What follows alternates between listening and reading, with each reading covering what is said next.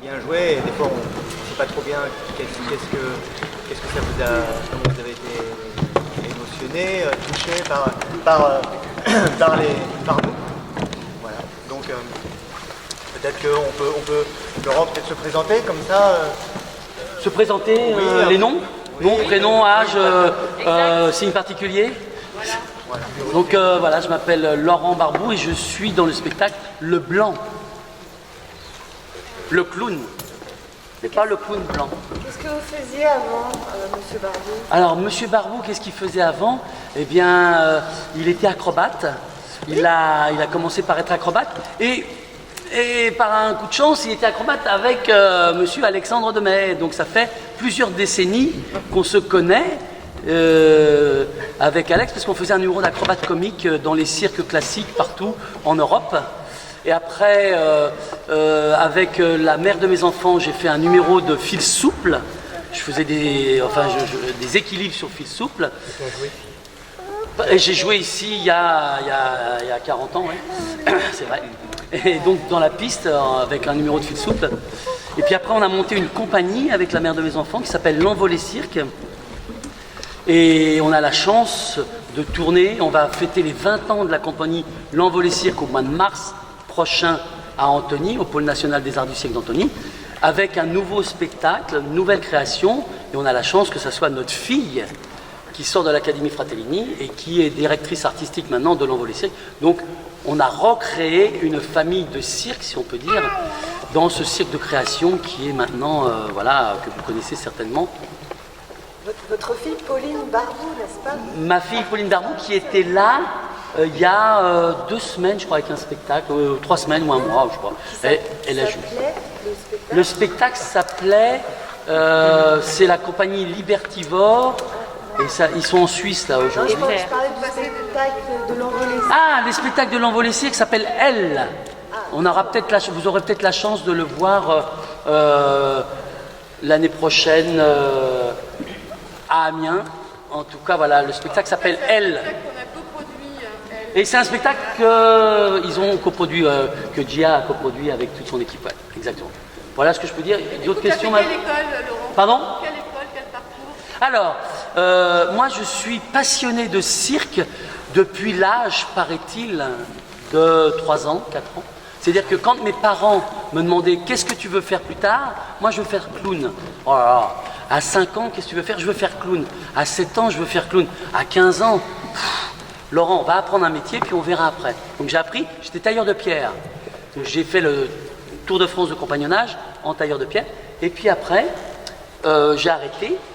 Le patron de l'entreprise avec qui je travaillais, pas loin d'ici d'ailleurs, m'a dit, Monsieur Barbou, on va vous garder parce que vous êtes un bon élément. Et j'ai dit, bah non, moi je m'en vais au cirque. Et j'ai cogné à la porte d'un cirque et j'ai fait connaissance avec Alexandre. Et donc voilà, après on a répété, et on est devenu j'ai pas les chevilles qui enflent, mais un très très grand numéro d'acrobate comique, où on a été médaille d'argent au Festival mondial du siècle de demain à Paris en 1981. Voilà, c'est tout. Monsieur Barbou, Voilà. merci, je pense. Est-ce qu'il y a des questions, peut-être? Non? On peut passer à Monsieur Bessimol. Ouais, à la santé. Voilà, c'est quoi la question? Le parcours? D'où venez-vous, Monsieur? Je viens de la fac, et puis après du théâtre, et puis maintenant, et puis sur mon parcours de comédien de théâtre, il y a eu assez vite, assez tôt, du clown au théâtre, et puis me voilà ici aujourd'hui en piste. Voilà, moi j'ai un parcours de sociologue, et puis après de comédien, et de comédien clown, parfois. Voilà, c'est mon parcours. J'ai pas gagné de médaille d'argent. Médaille en chocolat. Voilà, et mes enfants ne font pas du tout ce métier-là. Ah, mais t'as plein de diplômes. Ouais, ça va, je m'en sers pas, mais ouais. Non, je suis pas diplômé, je suis titulaire d'une maîtrise de sociologie de la culture. C'est vrai. Et j'ai j'avais fait un mémoire de sociologie, je m'intéressais aux institutions médicales et aux institutions, c'est vrai, et religieuses. Et donc j'ai fait mon mémoire de sociologie sur le bureau médical de Lourdes, où j'ai rencontré le chef du bureau médical de Lourdes, et puis je l'ai interrogé sur comment la médecine pouvait-elle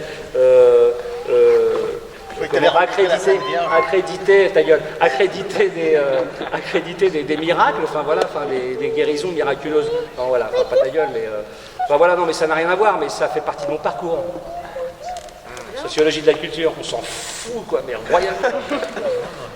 C'est quoi ta question, toi?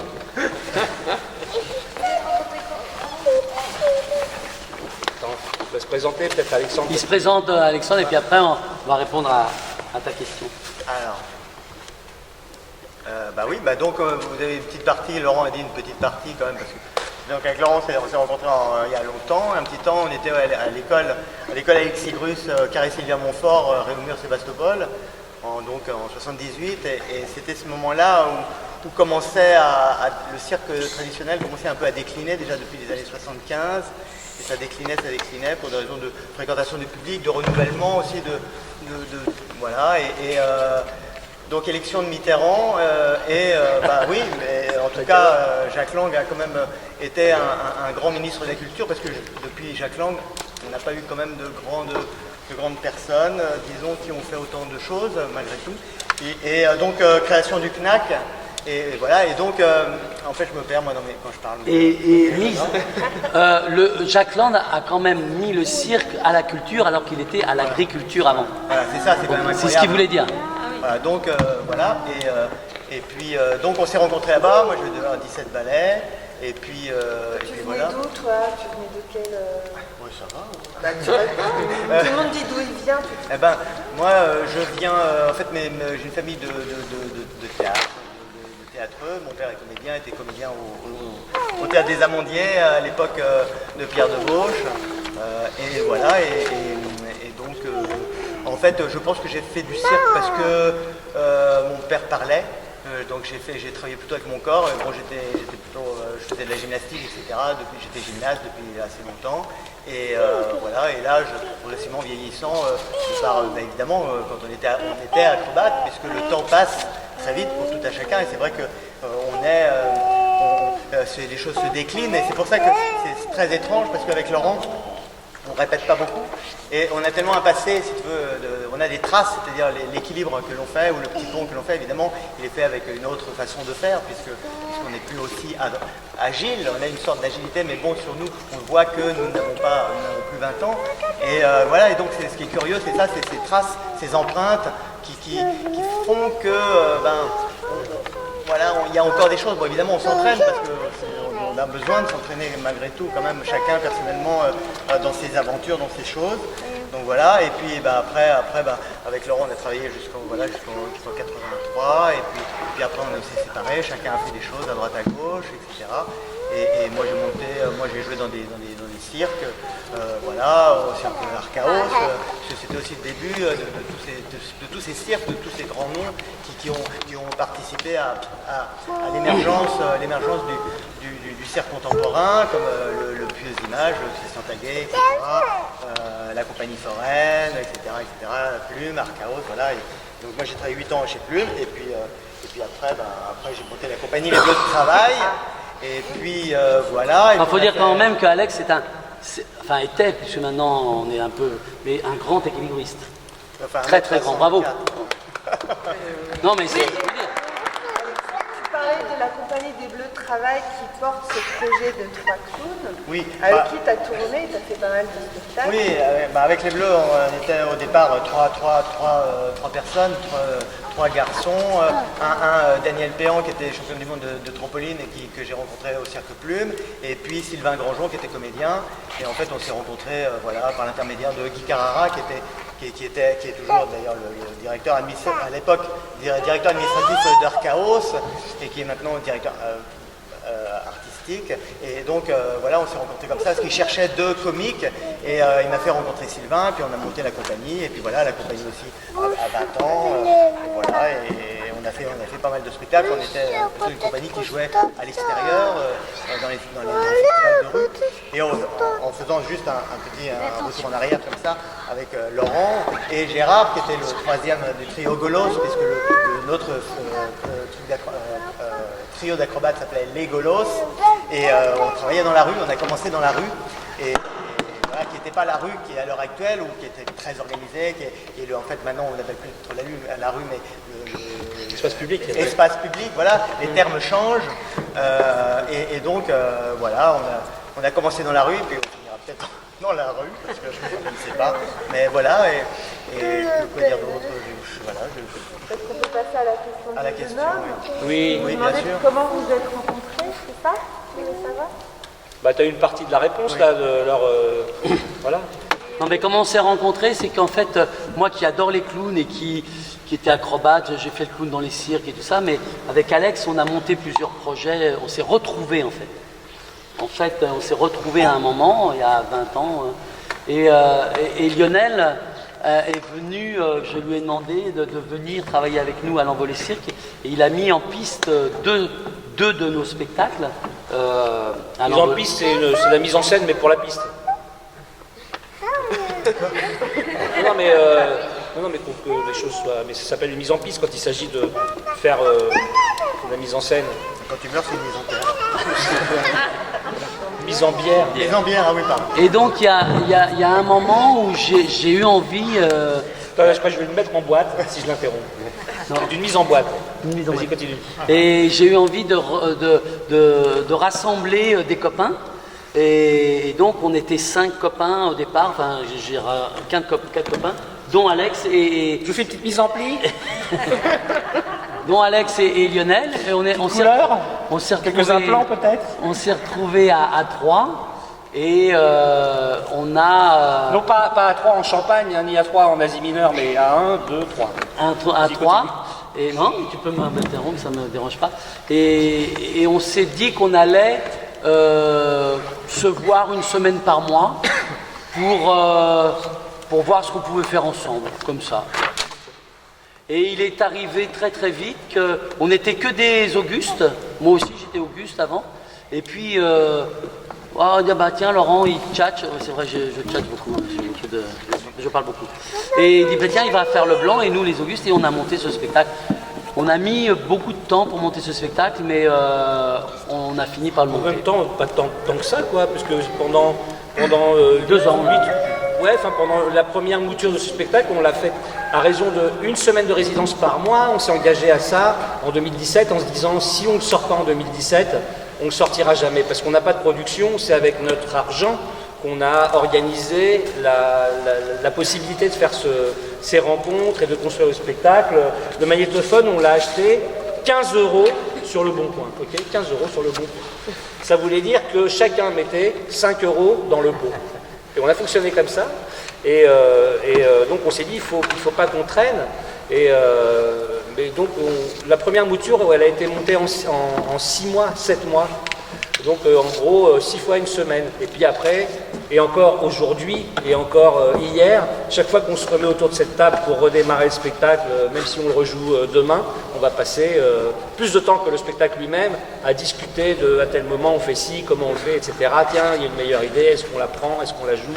Ce soir, il y a eu des petits moments d'improvisation, on se questionnera sur est-ce qu'on va garder des choses, donc voilà, et est-ce qu'on va les injecter dans le spectacle, peut-être ça prendra la place d'autres choses. Voilà, c'est reste du spectacle vivant, puisque c'est nous qui l'avons écrit, on en est auteur, et on continue d'en être auteur à chaque fois, finalement, dans la mesure où à chaque fois, il subit des petites modifications, ou parfois même des plus gros chantiers. Moi, je peux témoigner, je les ai vus il y a 2 ans, c'est dingue, ça bouge, quoi, énormément. Je vous ai vus, Au cirque au électrique. cirque électrique. On peut peut-être préciser pour les jeunes, ou je sais pas, la différence entre les blancs et les augustes. Est-ce que vous savez la différence entre les blancs et les augustes? Parce que en fait, le clown, tu peux expliquer peut-être, enfin quelqu'un de vous. Parce que moi, je peux expliquer, mais C'est vrai que ça a changé depuis 2 ans parce qu'il y avait beaucoup, il y avait beaucoup plus d'explications de ça. Le clown, le cirque moderne est né il y a 250 ans. Il y a 250 ans, il est né... Bon, ben, oui, il est né il y a 250 ans avec les chevaux qui tournaient, et puis ce capitaine de l'armée anglaise, il a pris des gens qui étaient à l'extérieur, qui étaient dans la rue, des saltimbanques, pour mettre des numéros entre ces numéros de chevaux, parce que pour se changer. C'est pour ça qu'après, on a beaucoup de cirques comme ça, surtout dans les Hauts-de-France. Il reste 6 cirques comme ici en France. Les autres ont été démolis. Et donc le clown était seul, c'est ce que je disais un petit peu dans le spectacle avant, le clown était seul, il était tout seul en piste, il faisait des gags. Et donc quand je dis dans le spectacle, je ne sais pas si vous avez relevé qu'au début du 19e siècle, on a confisqué la parole au clown, c'est vrai. C'est-à-dire qu'on leur disait non, toi, il faut que tu arrêtes de parler parce que tu dis trop de choses sur le gouvernement et tout ça, et surtout en Russie. Il n'y avait que les comédiens qui avaient le droit de parler en public. En fait. Même les comédiens, je crois, ont été interdits. Bah, c'est comme ça que la pantomime est sortie, mais Exactement. le théâtre existait. Enfin, Exactement. Dire, Molière, et Ouais. avant, ça existait. Enfin, les Molière comédiens a fait, n'étaient pas mais- interdits. Mais c'était Ouais, une exactement. prérogative des comédiens. de Et il parler. y avait beaucoup de femmes clowns.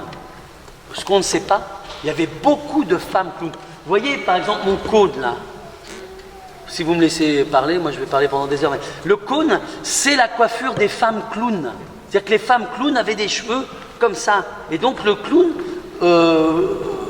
Foutite, à la fin du 19e siècle, quand il a retrouvé, c'est pour ça que si vous avez vu le film Chocolat, bah, il a été chercher un mec et puis il en a fait une vedette.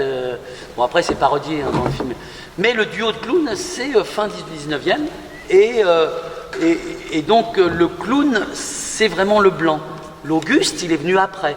Après, il y a des histoires qu'en Allemagne, au cirque Rennes, il y en a un palefrenier qui était ivre, qui s'appelait Auguste, et qui faisait des cascades dans la piste, et qu'on a dit oh, Auguste, Auguste, et que c'est devenu l'Auguste. Ça, personne ne sait. Mais en tout cas, l'Auguste, c'est celui qui a le nez. Et justement, ce qui est intéressant, c'est que vous allez voir peut-être Ludor Citry qui va venir la semaine prochaine, je crois que ça, qui va lui a développé aussi autre chose, puisque on en parlait cet après-midi. Il a développé le blanc, le rouge, et je crois que maintenant il y a le vert et le noir qui sont d'autres choses, et c'est très intéressant. Très intéressant parce que on voit, et c'est pour ça que, pour finir, je ne parle jamais de tradition, parce que le cirque ne peut pas être traditionnel puisqu'il change tout le temps. C'est-à-dire qu'aujourd'hui, c'était pas comme il y a un mois, c'était pas comme il y a 10 ans. Donc pour moi, c'est du cirque classique, où vous avez des numéros qui se suivent et qui ne se ressemblent pas, avec des fois des clowns de reprise qui font des choses pour combler les temps morts. Et puis il y a le cirque de création qui est autre chose, mais on peut retrouver aussi des équilibristes, des fils de ferris, c'est ça. Mais le cirque classique, ou d'aujourd'hui, pour moi, ne tient qu'à moi. Voilà ce que je peux dire. Des questions. Il y a des questions d'autres? Juste une petite. Tout à l'heure, là, quand tu faisais avec la banane, je Oui. te dis tu faisais avec la, Un petit peu plus fort, s'il te plaît. quand tu faisais avec la banane, tu lui tirais pour qu'il la prenne dans la bouche. Oui. Une fois, c'est passé à côté, 2 fois, c'est passé à côté. Est-ce qu'il y a des soirs, ça passe ou est-ce que Direct. c'est réglé comme ça? Ouais, direct, ouais, je vais pas tout dire, mais là, en fait, il me restait un trop petit bout de banane pour bien le... Et en même temps, elle était pas si mal lancée, il m'a semblé. Non, très bien. Mais il est plus fréquent que nous... Est-ce qu'il est plus fréquent que nous réussissions plutôt que nous foirions? Mais on ne s'est dit pas plus de 2 fois. Voilà, donc tu peux jouer si ça passe une Ça fois ou tourne si 2 ça fois, passe. mais quand on le fait au premier coup, forcément, ça nous ravit nous-mêmes. Ouais. Et vous aussi, vous êtes plutôt content de ça. Et puis c'est l'objectif. C'est l'objectif. Mais ça marche quand même. Oui, ça marche. Oui, il arrive fréquemment que ça marche. Non, mais là, L'échec marche. l'échec marche, c'est ça, oui, voilà. mais parce que déjà alors je suppose, supposons qu'en ce temps de Covid, c'est quand même très gonflé ce qu'on fait là aussi. Parce que non seulement on se le crache de la bouche à la bouche, enfin déjà, hors Covid, on se le crache de la bouche à la bouche, ça fait quelque chose, ça fait un effet. En temps de Covid, on se le crache, ça craint encore plus. En plus, on le ramasse par terre et je me le refous dans le bec, ça craint à mort. Ça nous fait marrer. Ça nous fait marrer. Donc vous, ça vous fait quelque chose? Oui, très probablement. Oui. Ok, merci. Avec plaisir. Il y a d'autres questions? Pas une question. Ça a été alors pour vous, si vous restez là avec nous, c'est que Peut-être faire la vous avez photo, passé. mais vous dormez. C'est pas une question. On c'est est juste curieux pour de vos dire ça. impressions aussi. Hein. Oui, ben voilà, moi mais c'est tout simple, c'est que Moi, ça m'a fait un bien fou d'avoir 3 gus qui sont juste là pour nous faire rire. Et ça, moi, ça m'a fait beaucoup de bien. Parce C'est un grand plaisir. on l'a de moins en moins. Qu'on nous a tellement renvoyé que le rire était un divertissement et que justement culturellement, souvent, voilà, c'est un peu derrière ce que tu parlais du théâtre tout à l'heure. Oui, donc vous dites que c'est un divertissement ce spectacle? Non, non. Ben oui, mais je revendique. Enfin, moi, vous m'avez diverti, vous m'avez fait plaisir, j'ai ri, vous m'avez emmené. Et voilà, je me pose pas la question. Mais trop souvent, enfin voilà, le rire ou voir ce côté presque classique pour certains, ça peut être au ringard. C'est pas un spectacle drac, quoi. Non, mais même sans utiliser les mots, enfin, mais juste ça fait du bien. Donc, voilà. Et nous aussi, hein, c'est un ping-pong, hein, c'est-à-dire que quand vous riez généreusement comme vous avez ri ce soir, nous forcément ça nous propulse, ça nous booste, ça nous rend peut-être plus généreux pour aller plus loin, pour payer plus de nos personnes peut-être. Enfin, c'est un échange comme ça, et quand cette communication s'établit entre la salle et la piste, c'est super, il se passe quelque chose, c'est-à-dire que on est dans une espèce dans la nature de ce qu'on fait de très chouette ensemble, en communauté finalement. Il y a quelque chose de ce ordre-là qui est ravissant. Enfin, ravissant parce que c'est un ravissement d'avoir cet état-là où c'est comme si on devient de connivence entre inconnus. Et voilà, on se connaît peut-être un peu mieux. Et puis là, il y a une simplicité, je veux dire, pour le coup, là, dans l'art du clown, où on ne se pose pas de questions. Voilà. Chacun, a priori, sait pourquoi il a ri, là, parce que c'est con, parce qu'ils sont stupides, parce qu'ils sont ridicules, parce que lui, il pète des câbles, toi aussi. Enfin, et on voit tout se faire, et c'est ça qui fait du bien. Parce que vous mettez tout, et on réinvente rien, mais tout est là, et ça fait du bien, quoi. Et c'est fait de façon très généreuse. Ouais. Non, puis des beaux personnages, je me suis régalé. Merci. Grand plaisir. Mais nous, on aime bien la connerie, de toute façon. Hein. De toute façon, même des fois dans la vie, Ben oui. on aime bien déconner. On aime bien la connerie. Donc, Pas et puis, toujours, hein. On se souvient d'une résidence qu'on avait faite et on était... parce que cette simplicité dont tu parles, qui fait rire, parce que c'est con, mais bon, il y a une forme de... Enfin, on l'espère en tout cas, et on n'en doute pas trop, une forme de subtilité derrière la connerie qui fait que quand même ça touche à des choses, donc sur le pouvoir, etc. Et puis même sur coexister, quoi, le fait de coexister. Mais donc du coup, ça fait...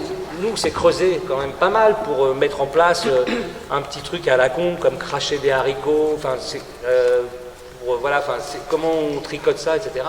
Et on se souvient d'une fois où on était en résidence, à beaucoup se creuser. C'était une résidence d'une de celles dont on parlait tout à l'heure, là, dans nos prémices. Et puis on faisait un break, et puis il y avait d'autres gens qui répétaient, qui travaillaient, c'est un lieu associatif. Et on était épuisés au break du déjeuner. Et chacun avait amené dans son assiette. Et il y a un type qui est venu avec des bretelles rigolotes. Au revoir, merci d'être resté. Au revoir. Un type qui est venu avec des bretelles rigolotes, qui était le joyeux luron d'une équipe, et qui a dit ils sont où les clowns, ils sont où les clowns, on n'était pas maquillés. Hein. Et on a dit c'est nous quoi. Alors les clowns, alors vous êtes pas drôles, vous faites la gueule. Le mec il a beaucoup insisté pour qu'on soit drôle, alors que nous on était fatigués, on avait juste besoin d'un break, et puis surtout qu'il y a un mec qui nous dise faites nourrir quoi. C'est lourd. Ouais. Enfin, lourd, je sais pas, c'était un gars gentil, mais c'était Décalé, quoi. mais il y a cette idée que ouais, enfin, forcément on aime déconner, mais on n'est pas tout le temps à plein pot, quoi. C'est du travail. Voilà, moi je me souviens de ce truc-là, c'était assez symptomatique d'une idée de ce qu'on attend aussi. Il y a une séparation en fait. Mais là, on est vachement moins drôle. Surtout toi. Ouais, surtout moi. De toute façon, moi je suis très rarement. Et du coup, ouais, pour les choses pas drôles, moi je me demande comment vous écrivez, parce que du coup vous avez dit que vous étiez tous les 3 auteurs. Enfin, peut-être que ça m'intéresse que moi, mais je me demande... Non, mais je me demande, voilà, comment vous fonctionnez. Est-ce que vous faites des impros et vous allez piocher dedans? Est-ce que vous arrivez avec un truc écrit? En tout cas pour ce spectacle-là. On arrive avec des idées, C'est un truc quand même. des idées, des envies. Nous, on fonctionne, c'est un peu compliqué parce que on est tous les trois un peu des grandes gueules, donc on parle beaucoup. C'est-à-dire qu'on est avant des fois d'être dans une action, etc. On est des parleurs. Donc chacun on défend un peu nos histoires parce que en fait on a travaillé avec un extérieur, avec quelqu'un qui était à l'extérieur, mais pas tant que ça. Donc on a quand même monté tout ça avec beaucoup de discussions, etc., de paroles. Des fois, c'est vrai que on cherchait beaucoup, on parlait beaucoup, quoi. Mais aussi, c'est notre façon de fonctionner. C'est comme ça qu'on a monté le spectacle et qu'on a. Oui, enfin, en même temps, les séquences, pardon Alex, mais les séquences, les séquences par bloc, elles ont été, on les a évoquées comme ça autour de la table, après il fallait se mettre au boulot, mais après c'est en entrant beaucoup dans les détails qu'il y a eu beaucoup de discussions sur le tempo d'un gag, tout ne se fait pas au même tempo, il y a des gags il y a des moments qui doivent aller vite parce que ça fait pas, et puis il y en a un autre qui va réclamer que ça fasse, un autre moment qui réclame que ça fasse pas pour fonctionner. Et quand on est seul face à trois, face à personne en face pour en décider, ça prend du temps parce qu'on débat. Oui, parce qu'on essaye aussi, moi j'ai une solution, Airbus, Lionel il a une solution, Laurent il a une solution, donc à chaque fois qu'on essaye les trois voilà. Puis des fois on revendique un truc, non c'est ça, puis on en parle tellement qu'on ne sait plus bien ce que soi-même on a pu défendre au début parce que ça se mélange et puis peut-être que finalement ce que nous jouons c'est parfois le mélange de ces trois choses dans un espèce qui est émergé d'un magma de partage. Je peux dire quand même que ça s'articule, vous avez autour de vraies d'entrées recensées par ce fameux livre de Tristan Rémy, recenser toutes les entrées de clowns. Donc c'est ça un peu la base, le matériau de base en fait. Lui il les a écrits, Oui, il les a répertoriés. Il les a répertoriés puisque les entrées elles sont très orales, c'est-à-dire qu'il y a. Donc ça s'est fait, lui il a réécrit les choses, il a écrit les choses, mais les choses elles sont faites depuis des temps immémoriaux, un peu comme des contes où chacun rajoute un peu quelque chose, et suivant les époques, et suivant les événements, mais il y a une base quand même. Mais les entrées clownesques, telles que les a répertoriées Tristan Rémy dans son fameux ouvrage datant de 1962, alors qu'il était journaliste de son état, ça n'a pas été le début de notre travail, c'est venu plus tard dans le travail de se dire monter des entrées, on a tricoté autour de ça. On s'est plutôt interrogé sur, la première fois qu'on s'est rencontrés, on s'est dit faisons chacun un numéro solo pour voir ce que chacun trimballe comme univers. Et on s'est dit aussi on s'est posé la question de quelle serait l'envie de chacun dans ce projet dont on n'avait pas encore le dessin. Qu'est-ce que tu as envie de raconter, toi, avec le clown, dans une formule comme ça, où on serait... Ah oui, en piste, oui, il faut que ce soit dans un cercle. Ça, c'est une chose qu'on a très vite voulu et défendue. Et puis est venue assez vite, finalement, l'idée de parler assez vite, mais pas tant que ça, parce que ça a été comme un éclaircissement au bout de quelques résidences. Est venue l'idée de se dire, et si on évoquait les clowns d'antan et puis des entrées clownesques traditionnelles. Et puis voilà, après il y a eu beaucoup de débats là-dessus, et puis de ne pas les jouer telles qu'elles se jouaient, et puis surtout nous de revendiquer nos existences de personnes là, contemporaines du XXIe siècle par-dessus ça. Donc c'est entre un hommage, une évocation, mais aussi, moi j'aime bien dire que j'aime bien briller sur leur dos, c'est-à-dire que je me sers comme un parasite, quoi. Je viens d'une certaine façon picorer ou piller une partie de ce qui est pour exister dans la piste. Ouais, c'est une sorte d'échange. Je ne sais pas si ça apparaît. J'allais te répondre que si, moi j'ai ressenti ça. Tout ça. Il y a du deuxième degré, c'est ça aussi qui fait qu'on a un rire parfois en décalage, parce qu'il y a ce deuxième degré qui est là quand même de manière très présente. Enfin, moi, c'est ce que j'ai ressenti. Ouais. Voilà, après il y a eu aussi assez vite l'idée de ce fait de dire aussi un peu qui on était, quel était le rapport de ça. Et c'est venu comme ça que voilà, moi j'ai eu envie qu'il y ait un moment comme ça où je puisse enlever le nez et puis dire ça me fatigue quoi ce métier. Voilà, parce que chacun a eu, on s'est dit, ce serait pas mal que chacun exprime à un moment quelque chose de la petite crise qu'il y a à l'intérieur dans ce rapport à ce métier. Parce que c'est des métiers formidables et joyeux, mais de galère aussi, comme chacun le sait, et comme probablement plusieurs d'entre vous ici le vivent. Mais donc il s'agissait aussi qu'il y ait cette petite part documentaire aussi. De témoignage peut-être. De dire c'est formidable, mais ras-le-bol. Question, il y a un complément d'information, parce que vous avez parlé de vos parcours. Donc le clown, il arrive de quelle manière? C'est en gros l'école Louis Lota ou c'est... parce que vous parlez là des anciens au plateau, mais vous, de vos rencontres, puisque là, depuis, on va dire, 30 ans, le clown ça prend. Et il y a plein d'écoles, il y a plein de noms, il y a plein de gens qui font plein de stages, qui sont clowns. J'en donne un bientôt, ça me va. Ouais, non, mais voilà, mais vous, à quel moment, est-ce que c'est justement, est-ce que c'est la piste, les équipes, parce que vous avez parlé des équipes, mais pas forcément de personnes en particulier. Comment le travail clownesque ou comment vos personnages sont arrivés, tout doucement justement? Ben moi personnellement, justement, la période où, moi comme je voulais être clown depuis tout jeune, j'ai fait le clown en amateur, faire des galas quand j'étais jeune, hein, j'ai commencé à 13 ans à faire des trucs, à me faire des chaussures en papier, à me faire des maquillages, à jouer de la musique, enfin à faire des trucs. Et puis après, moi quand je suis arrivé au cirque, je ne savais rien faire. La seule chose que je savais faire, c'était faire les cons, quoi, faire des conneries. Alex, lui, il savait faire des sauts périlleux. Donc déjà, il savait faire des choses. Il était jeune, tout jeune, mais il savait faire des sauts périlleux. Et notre troisième partenaire, il savait faire des portées, parce que c'était un Hollandais. Et en Hollande, c'est un sport de faire du main à main.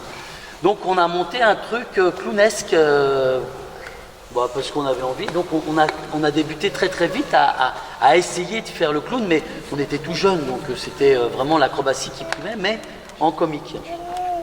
Et quand on s'est séparé, le trio d'acrobates, moi il y a un moment où je me suis retrouvé tout seul à faire du cirque avec la mère de mes enfants à l'époque, et donc j'ai fait le clown de reprise. Donc c'était aussi une envie de faire des petites choses, comme je savais faire des équilibres, je savais jongler, je savais faire des trucs, j'ai créé des petites reprises clownesques que je faisais dans les temps morts des spectacles, partout, en Finlande, en Suède, en Suisse, un peu partout. Mais sans formation particulière? Pardon? Sans formation particulière? Ah non, moi j'ai jamais fait de formation. De toute façon, j'ai jamais fait de formation. La réponse dans ce genre de spectacle, c'est les musicaux, il faut le faire, c'est pas les écoles, quoi. Ouais, il n'y avait pas d'école, c'était sur le tas. Vous voyez, par exemple, là, on fait du tête-à-tête. Bon, nous, le tête-à-tête, on l'a appris tout seul. Les cascades, on les a appris tout seul. C'est pas quelqu'un qui nous a appris. On s'est mis à dire, tiens, on va faire ça. Et puis, on a même fait du tête-à-tête ensemble, hein, tu te souviens? Et donc, nous, le tête-à-tête, c'était une volonté. Le petit pont, c'était des choses qui se faisaient. Mais donc, Mais on s'est aussi inspiré. C'est-à-dire que... Mais on a travaillé avec des clowns. C'est pour ça que, pour moi, c'est vachement important, c'est qu'on a travaillé avec des grands clowns. Pour moi, quand je dis des grands clowns, c'est-à-dire que c'est vraiment des clowns qui sont très forts, qui ont fait rire des pays entiers, enfin, différentes nationalités, comme Pippo Sossman, ou comme Gaston, comme les Chiki. On a travaillé avec ces gens-là. Donc on avait un exemple, comme les Alexis, par exemple. Les Rudy Liata, pour nous, c'est le summum qu'on ne voit plus maintenant. Et donc, c'est des exemples aussi, pour moi. Non, peut-être différent pour vous, mais en tout cas, voilà, moi j'ai ça dans la tête, donc je rêve de ça, enfin je vis ça tout, à longueur de journée, quoi. Les Rudy Liata, je peux les regarder 20 fois dans la journée, moi. Je rigole toujours. Moi, j'étais amoureux des clowns quand j'étais enfant. J'allais pendant les vacances au cirque. Et les clowns, j'ai des souvenirs de petits. Je ne disais pas que je voulais être clown, mais il y avait quelque chose qui m'émouvait beaucoup. Je n'étais pas de ces enfants qui pouvaient avoir peur des clowns, mais qui m'émouvaient. Et qui m'émouvaient parce qu'ils se prenaient des tartes, peut-être, parce qu'ils racontaient quelque chose de la galère d'être en ce monde, ou enfin voilà. Et il y avait quelque choses qui me plaisaient beaucoup. Je me suis mis après, plus grand, à les aimer à la télévision, à la piste aux étoiles, comme beaucoup. Voilà. Et puis après, quand j'ai décidé de devenir comédien, je suis allé dans une école d'art dramatique pendant 3 ans. Et j'y ai fait beaucoup de masques, mais de masques, beaucoup de comédiens de l'ART, du balinet, enfin, des pratiques de masques pendant 3 ans. C'était pas la seule chose, il y avait du répertoire aussi, mais le masque m'a réveillé ou re-révélé cette forme de théâtrale qui peut-être m'évoquait vaguement le clown. Et quand il a été question que nous ayons un prof qui intervienne dans l'école pour nous faire un stage de clown, en la personne de François Cervantes de l'entreprise, j'en étais ravi parce que j'avais vu ce spectacle. Et puis en fait il n'est pas venu, et du coup c'était une grande frustration. Et dès la sortie de l'école, alors que j'ai commencé à bosser, je me suis débrouillé aussi pour faire les rencontres dans des ateliers. J'ai bossé donc avec des gens de chez Cervantes et puis d'autres. Ensuite, puis après j'ai bossé dans des spectacles de clown, principalement sur des scènes de théâtre, c'est-à-dire dans un rapport frontal au public, mais avec une grosse envie de ça. Puis après de monter des duos avec des copains pour des galas de Noël, des galères de rue, des galas des galères. Puis des chouettes.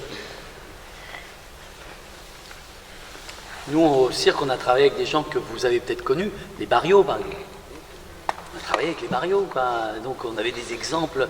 Et ce que je veux dire aussi, c'est que bon, moi, j'ai fait aucune école, hein, de toute façon. Enfin, quand Alex, tu disais tout à l'heure qu'on a fait l'école Grus, oui, moi j'ai fait un jour à l'école Grus, parce que je suis arrivé le matin, et l'après-midi, on m'a dit, t'es costaud, toi, tu vas venir au cirque, tu vas faire du trapèze. Ah bon hein.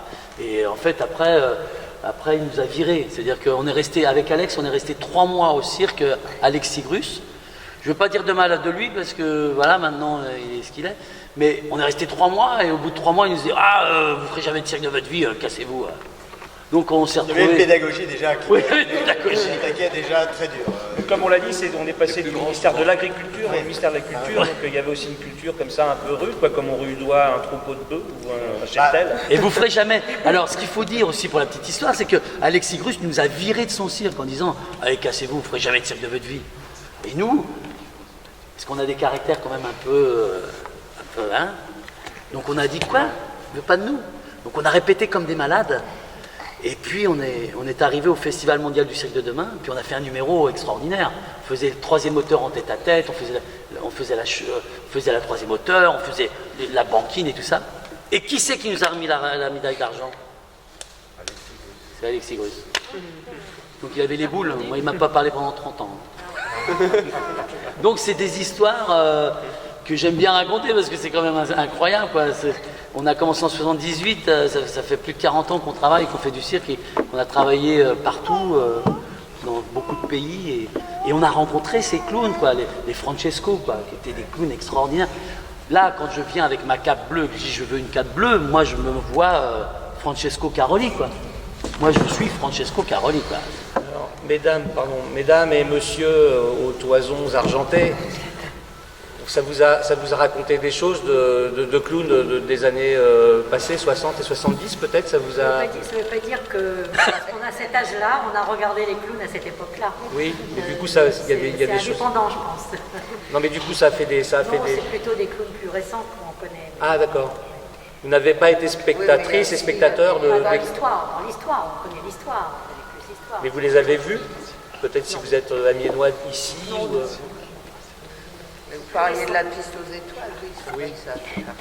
Ça c'est la télévision, c'est déjà beaucoup, mais c'était vraiment bien. Mais la piste aux étoiles, c'était ici, hein? Oui, moi je l'ai vu. À Amiens, hein? Oui, mais moi j'étais en... La piste aux étoiles, elle était à Amiens, quoi. Je veux dire, c'est incroyable, quoi. Et vous deux, qui êtes plus jeunes, vous êtes dans le spectacle? Oui. Vous êtes comédien marionnettiste notamment, et on fait un peu de clown aussi.